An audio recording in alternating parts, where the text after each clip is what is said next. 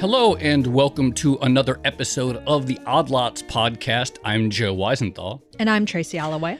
Tracy, I'm going to say something, and I don't think it's particularly sort of controversial, but this is my assessment. This is my basic assessment of where we are, big picture, over 2 years since the start of the pandemic. Okay. Which is that the labor market has recovered far faster than anyone would have expected in March and April 2020.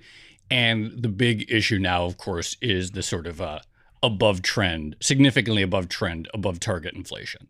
So that's not controversial. That's right. I mean, yes, if you look at headline unemployment, I think it's at, 3.5 or 3.6%? 3.5, I think. 3.5% for July. But I think the controversy, or where there is a lot of disagreement, is over what that's telling you exactly. Yes. Because if you look at some other indicators of labor market health, things like the participation rate, those show a very different picture. A very different picture. You're totally right. So I'm looking at the overall labor force participation rate here on the Bloomberg.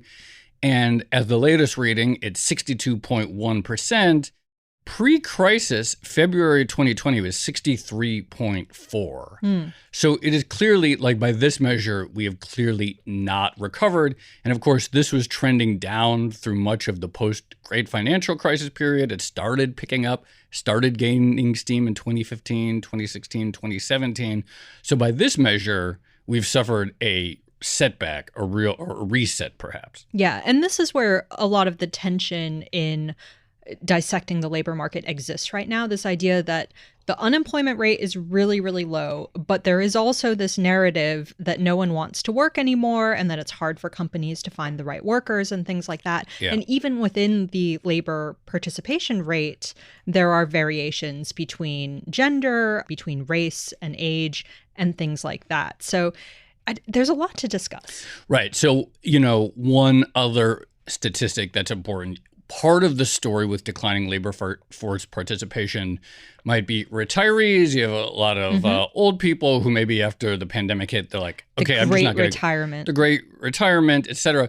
But that can't explain the entire story, because even if you look at, say, employment to population for 25 to 50-year-olds, sort of so-called prime age workers, another way of measuring sort of labor force participation, that's at 80%. Not too bad, but again, prior to the crisis, we were at 80.5%. And so again, some of these things, say old people retired, they don't seem to explain the full story. Anyway, the bottom line is there still seems to be some mystery about what's going on with labor. Yeah, well, the mystery is, if you look at unemployment, it all looks great. Everyone seems to be working. If you look at some other things, then especially anecdotal data from companies who say they're having trouble finding workers, then it seems like no one's working. You know what? Let's talk to someone who is much smarter than us and who knows a lot about the labor market data. And in fact, that's their entire role, their entire job. We're going to be speaking today with Joelle Gamble. She is the chief economist at the Department of Labor, and she's going to clear all of this stuff up for us, hopefully. So, Joelle, thank you so much for coming on the podcast.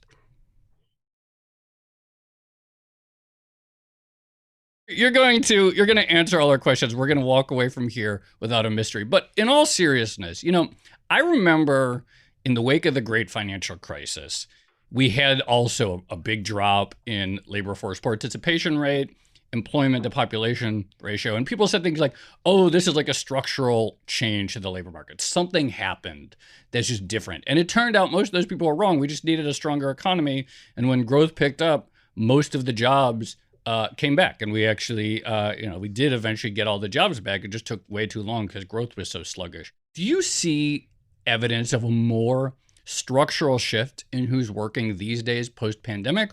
Or is this going to be another story where everyone is quick to rush to pronounce structural change, but really it's just a matter of time before full normalization? Well, I think in a very online world, there's often, a rush to assess the state of the labor market. But I see things a few ways. One, there are real through lines that are trends, especially when we're talking about the labor force participation rate, right? There's an aging population, for example.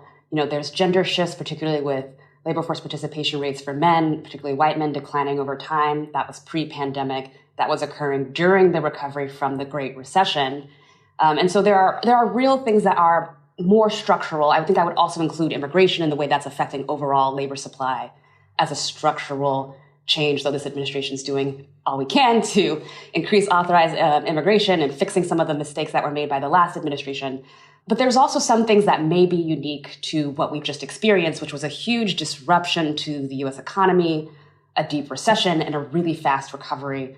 I think Claudia Golden actually has a really interesting working paper that came out this year that highlights kind of the relationship between some of the pre-pandemic labor market trends and how we assess it today, particularly the fact that, for instance, there's a big run-up in female labor force participation right before the pandemic recession, and that matters for how we think about female labor force participation today. And that big increase in the run-up right before the recession was among, women with lower levels of education, young children, younger women. They're more marginally attached. Those are also some of the women whom we could see coming back now, and that would improve labor force participation. In fact, education plays a big role.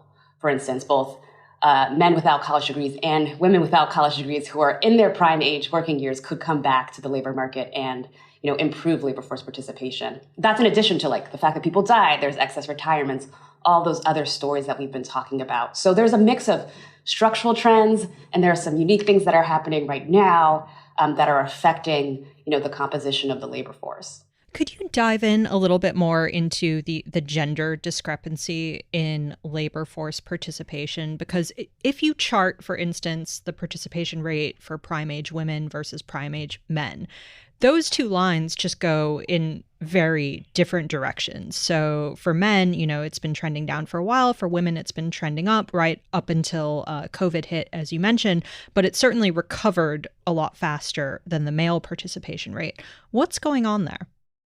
So I think a few things are happening, but I think it's important to delineate even within gender, different populations, right? Women are not a monolith, men are not a monolith.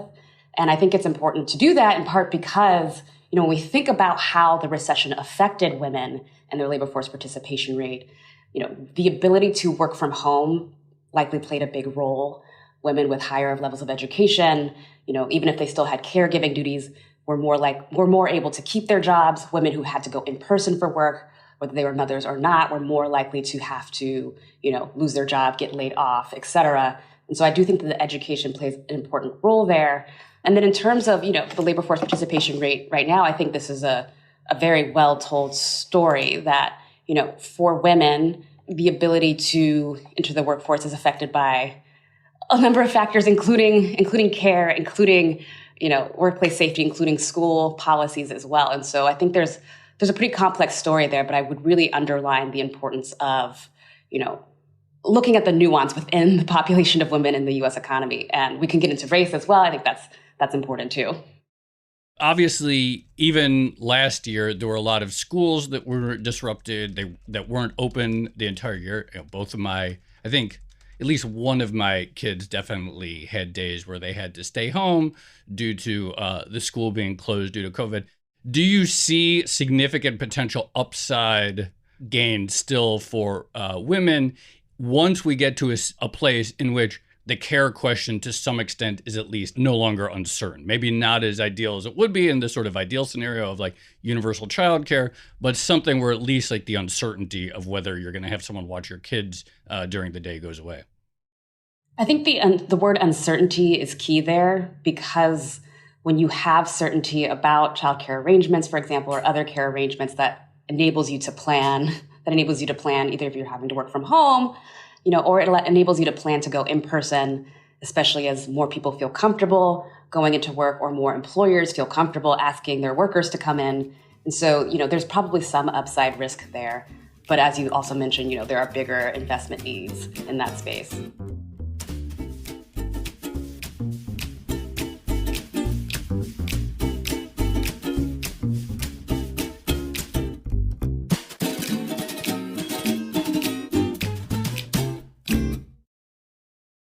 So setting women aside, which is a terrible phrase, if we focus on the male participation rate for a second, I'm still wondering, like, why has that been trending down for so long? And why does it seem to be struggling to recover? What do you see there? Because I imagine you see a mix of the data, but also, some anecdotes as well. Yes, I think it's a few things. In terms of why it's been declining downward, there are some structural challenges there in terms of access to opportunity. It depends heavily by race too. Folks who are interacting with the criminal justice system are also, going to struggle more to find employment, to get discouraged to end up leaving the labor force. There are people who are not in the labor force, right? So they're not participating, but who do actually want a job, which I think is an important distinction to make here, that not everyone who wants a job is actively looking by the way we measure it in the Bureau of Labor Statistics surveys. And so there are challenges there. I also think that, frankly, this is a place where tighter labor markets can help. I mentioned women with lower levels of education being more likely to be marginally attached. That also can happen for men, particularly for Black men. And we're actually seeing, for Black men at least, a much higher level of a much faster employment recovery than in the last recovery. So, for example, their employment to population level has been pretty elevated for some time. Why do you think it's been so? The trajectory has been so different. I mean, this was for years, post Great Financial Crisis. Like, we talked about this slow recovery in all of these measures, and we talked about there's this huge gap between white unemployment and Black unemployment. And it's still high, but it's closed a lot faster than anything that we've seen post Great Financial Crisis. And A, why do you think that is? And B, is this something that you think we can build on as an economy, and that some of these gains can be locked in, and that the benefits of having a job that seem to, that have lots of positive externalities, long-term benefits. Is this something from the current environment that you see as benefiting the economy for years to come? Yes. So there's a lot to unpack there, but I think to your observation about the unemployment gaps, that is, an important aspect of this recovery, right? The gap between Black unemployment and white unemployment, or Hispanic unemployment and white unemployment, tends to be correlated with the business cycle. So when you see a fast recovery, you see a lower ratio of unemployed persons to vacancies, then you are more likely to see better labor market outcomes relative to a looser labor market for Black and Hispanic workers. So that is definitely part of the story. I think the nature of the recovery may have particularly helped Black men in terms of obtaining a job. So, there was a big increase in consumption on goods relative to services last year, and that has ripple effects along supply chains, including through e-commerce and transportation and warehousing jobs, those kinds of moving jobs, frankly, that Black men disproportionately hold. So that's probably a part of the story there, though I will also, of course, note that those are not always the best quality jobs. And so we do want to improve them. The department has an initiative called the Good Jobs Initiative that's really focused on that, because we're always, so worried in these recoveries about getting jobs. And now we're at the point where we at least get a chance to think about, are these good jobs? How can we give people choices in this labor market? So I do think that that's certainly a part of it. In terms of locking in gains, that is a huge policy question and policy priority for us at the Department of Labor, in part because we want to make sure that workers have rights, they have protections through, of course, enforcement, whether it's discrimination issues, wage theft, et cetera. We also want to make sure that workers who want jobs have pathways. Sometimes, you don't have these clear pathways to jobs based off where you live, based off of your social network, et cetera. And so, creating pathways through training, apprenticeships, connections to employers who offer good jobs is also a really important part of locking in gains. And then, of course, ensuring that workers do have power when they're on the job. This is an administration that cares deeply about supporting workers' choice to join a union if they want to. And Tracy, just looking at the charts here, in summer 2013, so basically like over 4 years after like the financial crisis started, the gap between white and Black unemployment was 7.6%. Today, it's down to 2.9%. So the speed with which this is compressed, which often happens in a business cycle as it goes on, is just clearly much faster than anything we saw in the past. This kind of leads into another question. So, if Black men are disproportionately present in industries like warehousing or transportation and things like that, do you worry that those gains won't be sustainable if we do see consumers start to pull back? You know, for instance, we've seen some of the big box retailers talk about having too much inventory at the moment. Do some of those jobs start to look vulnerable? I mean, I wish that this was a news story for Black workers, but unfortunately, there's I think a phenomenon that is kind of common parlance these days, which is last hired, first fired. And so, frankly, Black workers, Black men and Black women are often, the most reliant on the labor market's strength to be able to achieve better outcomes. And so, yes, I'm always worried about making sure that they have pathways to, better jobs, to jobs that are sustainable. At the same time, we also want to see sustained labor market progress. As a department, we're focused on outcomes. So wage growth that's sustainable is important here. The ability for workers to find trainings and apprenticeships and access other jobs if they want to, especially if they're in industries where job quality isn't great or industries that are particularly susceptible to swings in the business cycle. And I think that that's kind of the best way to kind of bridge that gap, to not just rely on where we are at in the business cycle, but to instead make investments in, long run growth and making sure that the benefits of that growth is shared. So I want to get your take on a question, and I posed this to Goldman Sachs' chief economist, Jan Hatzius, a few weeks ago. But okay, everyone, tight labor market. Companies having a hard time hiring. We hear about that all the time. And yet, wage growth has been negative. And this has sort of been the frustration of a lot of people. It's like, yes, there are jobs out there, but wages aren't keeping up with prices. If the labor market is really so tight, why aren't workers able to command, in your view, high enough wages such that they can outpace the pace of inflation? High enough raises, sorry. So it's absolutely an important question. And first off, I would just say it emphasizes why it's so important to get inflation down to a reasonable level. We saw that in July because real wages increased 0.5%, right? Because CPI was unchanged which is just one measure of inflation, but it was unchanged for the month of July. And so I think that that's a very important piece of the puzzle, in part because, workers can feel when the cost of living isn't up to, what they would like it to be. It's important to think about some of the mechanisms by which sustained increases happen, one, and also to think about the labor market not as just like this aggregate, phenomenon, but actually a lot of different sectors, industries that interact and that have different kind of needs and different standards for their workers. So at like a kind of big picture, level, the mechanisms by which sustained wage increases happen in the long run are not just a tight labor market, though we're seeing that in this labor market, workers have choice, they get bargaining power, and switching jobs is a good way to get a wage increase. But there's also mechanisms that are important, like, having bargaining power, whether it's through unions or some other, collective action mechanism that allows you to negotiate changes in your employment contract, like cost of living increases. So COLA clauses and contracts can help there. So that's another thing that we're just not seeing quite the same level of, in part because as union density declined, the prevalence of COLA clauses and contracts also declined.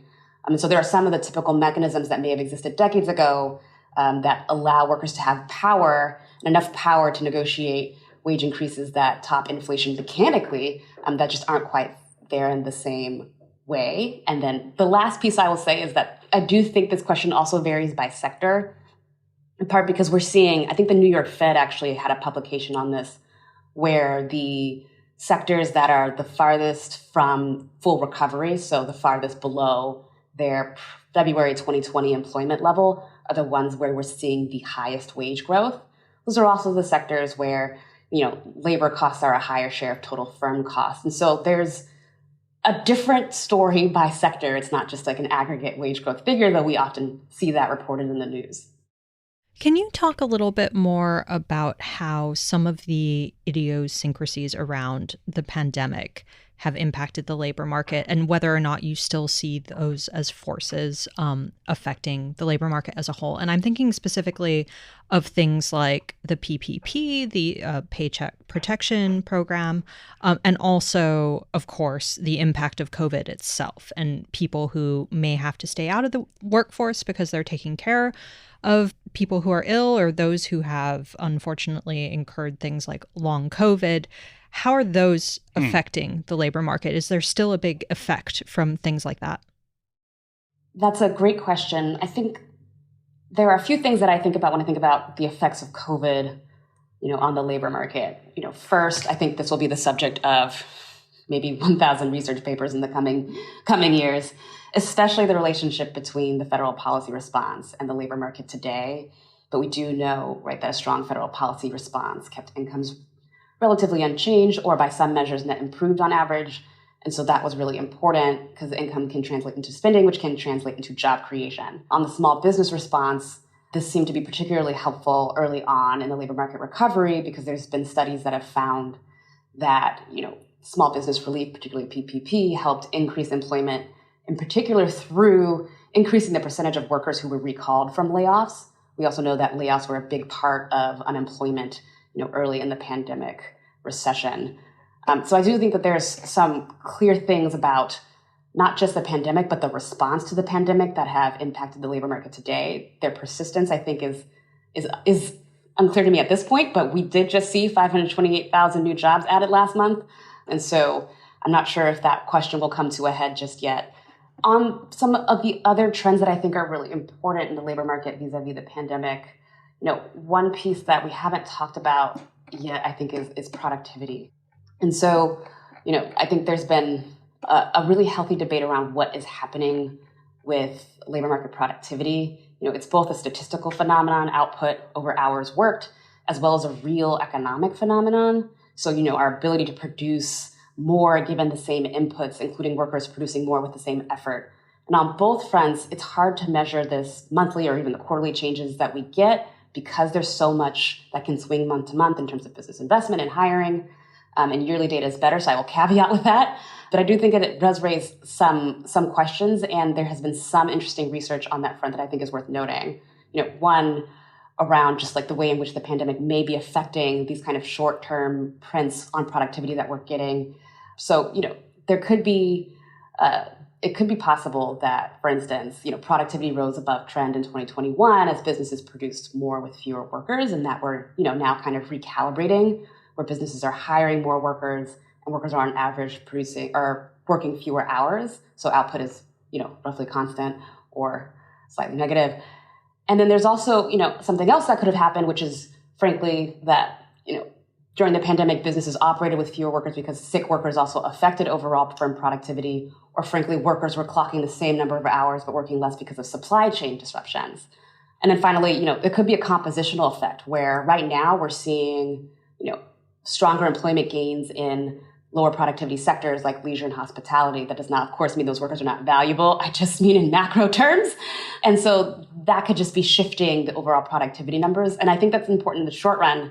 But then on the long term, there are also possibly meaningful changes on the kind of, productivity as a real economic phenomenon. Because before, I think I was talking about it more as like a statistical phenomenon, but here as like a real economic phenomenon. So things like the effects of work from home or automation that might have taken place in workplaces due to safety or labor supply concerns. And so I think there are some real questions here that are yet to be, completely sorted out, but I think are really important and a big part of how I'm thinking about the labor market, in part because productivity is so important for making sure wage growth is sustainable for workers. And at the Department of Labor, we just really want to see workers get paid what they're due. Yeah, I mean, one thing, and there have been corporate executives talk about this on conference calls. Neil Dutta at Renaissance Macro has flagged this. Like, I wonder if part of the productivity story is like, if a bunch of people just started jobs relatively recently, like no one is particularly productive in their first month at a new job. And that's slightly exaggeration. Not everyone is at their first month, but in a period of a lot of labor market churn and new hiring, and you mentioned 500,000 jobs that were created last month, whether we still are just in this sort of state of flux in which we haven't gotten into a sort of people finding their groove and businesses operating at a predictable clip again. I mean, that seems like a reasonable theory to me, and it's kind of plays into the composition piece that I mentioned about workers who are coming online and how that affects the top line figures. So there's one other thing that we haven't really spoken about yet, and that's the wealth effect. So this was also, a pet theory of the past couple of years when it comes to explaining lower participation rates. The idea that, well, maybe if you're older, or even if you're not older, but say you invested a lot in crypto or something like that a year ago. Or have a house. Or have in a a big house, city. right. Or a stock portfolio or whatever. If you saw a lot of gains in those financial assets, you might think, well, it's not really worth working anymore. I can sit this one out, wait for COVID maybe to blow over and then rejoin the workforce if I want to, or not if I'm financially able to sit it out. How are you viewing that kind of wealth effect? Is that a tangible thing in your opinion? It certainly makes sense on the surface, and I think it's part of what's enabling workers to have some choice in the labor market. They didn't have to rush back to a job that wasn't their ideal job. And so there's some increase in worker power that's happening there. I am, on the surface at least, skeptical of it being a long-run challenge, in part because, savings can run out, especially for workers who don't have a lot of wealth, which is frankly a lot of workers. And also in part because so much about our financial well-being as Americans is reliant on, our job. Not just the paychecks we take home, but also things like health insurance and retirement benefits if we are fortunate enough to have a job where we have those. And so at a certain point, that kind of strategy will not work well for a significant chunk of workers, even if it does help workers today, on the whole, have more bargaining power. So how concerned are you that, we do have very high inflation still, and the Fed is in tightening mode, and the mechanism, more or less, people dance around it a little bit sometimes, but the mechanism, more or less, to combating inflation through rate hikes is to weaken the labor market, weaken wage growth, and hope that sort of like slows things down. And maybe there's this hope that we can take care of most of it just by reducing job openings and relieving some of the pressure there. But how concerned are you about like some of these gains that we've talked about unwinding as part of the anti-inflation efforts? So I first must start off with an awkward disclaimer, which is I have full respect, as this administration does, for the Fed's independence on these issues, so I will not comment on Fed policy. Okay. So I think a few things. One, I think this is why it's so important to see sustainable wage growth in the labor market, to see participation increase, and to see wage growth, reflecting the value that workers bring to business. Like I want to see wage growth, of course. I want to see sustainable wage growth. I also, am really fascinated by / have been following this really important debate in macroeconomics. I'm not a macroeconomist, so I will fully claim that I am just following it around, how we might land softly, how we might actually achieve a soft landing here. And it really does seem like there are a few ways things can go, but it doesn't seem completely improbable, in part because, frankly, as you all know, as observers of this debate as well, there's a lot of wonky signals out there in terms of what's going on in the macroeconomy. We saw 3 consecutive months of job openings decline without major movement in the unemployment rate, which again, it's premature to say, there we go, mission accomplished, but things could go a lot of different ways. We could see a vertical fall in job openings and things might work out. The Beveridge curve, which is what I'm referencing, the unemployment rate to vacancy ratio, it could shift back to where it was in prior recoveries, and then we might be in a different situation. I think this debate is really healthy. I think it's important. I don't pretend to have an opinion on it. I'm mostly just focused on outcomes for workers here, but it does seem like, it's really worthwhile to try to do all we can to make sure we get costs down and try to get on a sustainable path in terms of the labor market and the economy overall. It doesn't seem like a fool's errand. Yeah, I just remembered we've actually done a whole episode on shifts in the beverage curve, haven't we? Oh, yeah. Yeah, although that was last year. Yeah. But okay, so on this note, though, and you know, I take the point that you're not involved in this debate specifically, but I'm wondering if you could talk generally about the impact of online job searches on labor market data and statistics, because this is also one of the pet theories for why that beverage curve relationship might be changing, which is that it's much easier for companies to just post a bunch of job openings somewhere online and, you know, maybe hope and wait that they'll get a really good candidate, but they don't have to accept anyone. So there's this discussion point that maybe online job searches are kind of skewing that data. I think that that's a very valid theory. If the cost of job postings is going down, especially due to technology like the ability to post online, then you would expect employers to go fishing a little bit more, even if they're not always interested in catching a fish. And so you might see, slightly elevated job openings. I think as the Bureau of Labor Statistics defines it, they are running a survey during which they're actively asking employers, is this an opening that you were actively hiring for? Now, there's probably a lot of room for interpretation there, but, by the Department of Labor standards, we are doing our best to try to measure job openings for which employers are trying to fill a job versus, this kind of more passive approach to looking for workers that might happen if job openings are less costly. I think something else that's really interesting about, the job openings data is that it may also, and I think this is bearing out in the data, it also might just reflect some shift in preferences too. So some of the highest job opening levels by sector are the service sector job openings. So, retail trade, healthcare, food services and accommodations, especially food services and accommodations, was kind of skyrocketed right when the recovery began, in part probably because there's a high exposure risk to COVID if you work those jobs, and lower wages, though those wages are rising really fast. And so, some of the openings data, again, I like to emphasize the sectoral differences because they tell you an additional story, may also be influenced by where workers are trying to actually search for work and fill jobs, especially those lower skilled workers who may have a slightly better opportunity in this tight labor market.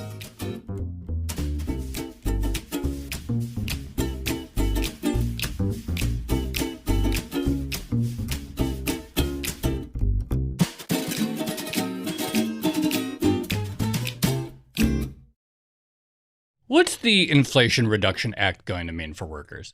A number of things. I'm like, I'd love to talk about that. So, we were talking earlier about real wage growth. And I think that the Inflation Reduction Act is really important because, we're seeing the impact of inflation on real wages, and it highlights the broader importance of lowering the cost of living overall. The Inflation Reduction Act is doing that by tackling some of the real cost of living challenges that Americans feel now, of course, especially at the pump or at the grocery store. But they're also longstanding challenges, so bringing down energy costs, healthcare costs, the high costs for prescription drugs, because, those are all things that workers have to pay for with the wages that they are earning. And so when I think about the Inflation Reduction Act and I think about, improving the cost of living, I think about workers who are going to have paychecks that stretch a little farther than they did before. Actually, just, sort of in general, and I know, we were talking about the Fed, but in your work and in your day-to-day and at the Department of Labor, how much are you thinking about essentially, and again, the White House just signed something called the Inflation Reduction Act, but how much are you thinking generally about this idea of non-monetary efforts to reduce inflation, both through the law, but through other regulations, finding ways to relieve pressures, finding ways to expand the supply side, finding ways to bring about productivity so that we have other ways of fighting inflation other than just the rate hike layoff channel? Well, I frankly think about it as things that we should be doing no matter what, to be completely honest. We were talking about the labor force participation rate and, increasing labor supply is important to the long-run growth of the U.S. economy.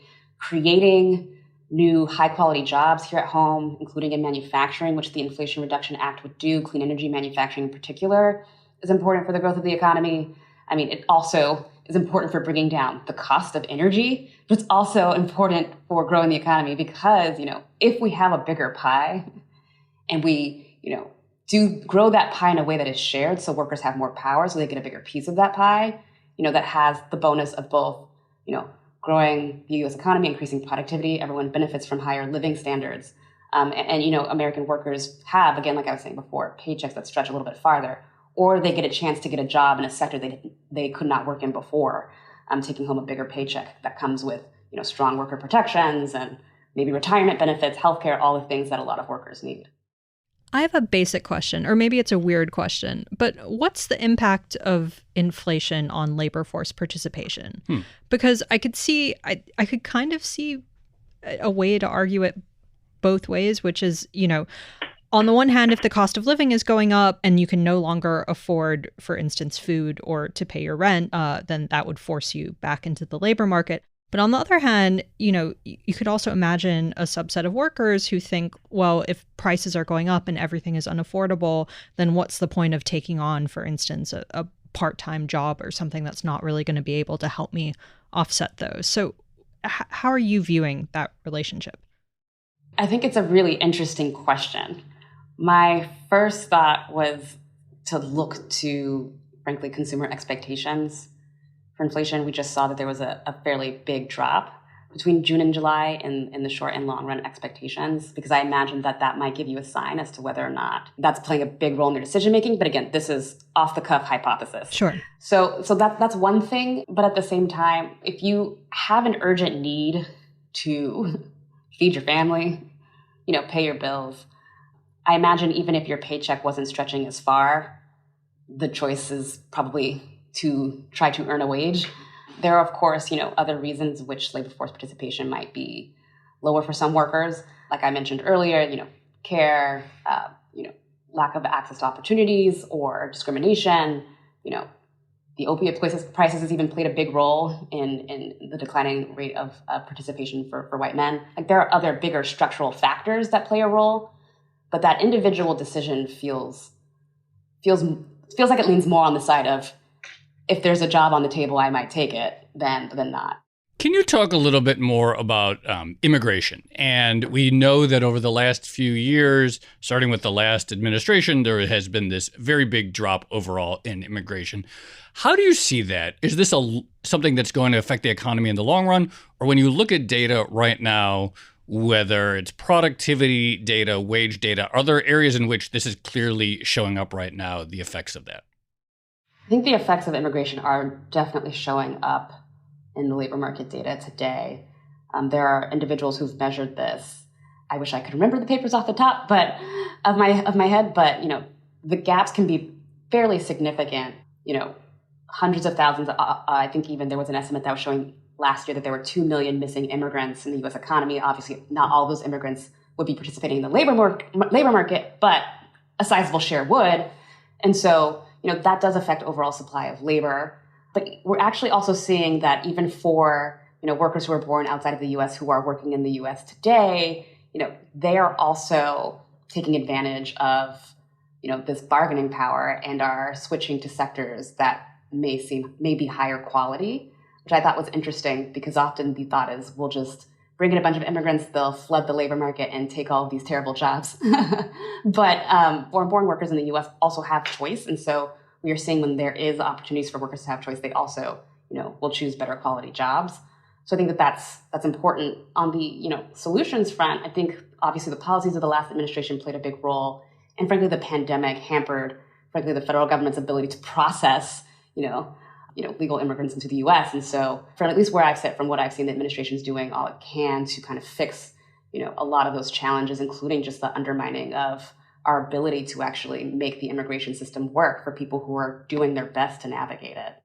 So I just have one last question here, and it just goes back to the last NonFarm Payrolls report. We got 528,000 new jobs. That was well ahead of expectations. And not only that, adding 500,000 people to the workforce does not exactly feel like something that should or is supposed to happen in a labor market as tight as this one. Like if really employers are like really scraping and like there's, everyone who wants a job in theory can find one and employers are saying, oh, we can't find workers. Like, it's hard to imagine how do you add another 500,000 jobs in that environment? What does that tell you? Does that change any of your assumptions about the state of the labor market that as recently as July, this is still an economy that's just adding that many workers per month? My biggest question is always, what's the trend line going to be? And excuse this very wonky answer, but I love 3-month averages for this reason. So one, I think it's important to watch to see if this continues or if this was a temporary uptick, because prior to July, we were seeing slightly lower figures that were trending lower than they were before. So that's, out the gate, first reaction is this going to stick? Is this the start of a new trend? That doesn't seem likely to me, but we will see very, very soon. And then the second thing is, to a question you asked earlier, it's a sign that Americans do want to work. It seems like, every time we have a recovery, the employer side story kind of dominates the headlines, which is the idea that Americans don't want to work, but they want good quality jobs in sectors where they're not at risk of contracting a deadly virus. They want to make enough money to pay the bills, especially in an environment where, inflation can be eating away at what they're taking home. And that's kind of what I see in that data in July. Joelle Gamble, thank you so much for coming on Odd Lots. The labor market is obviously such a big and sprawling topic, but that was really helpful in terms of sort of understanding where we're at right now. So appreciate you coming on. So glad to have been here. Yeah, that was fun. Thank you so much. Thanks so much, Joelle. Thank you.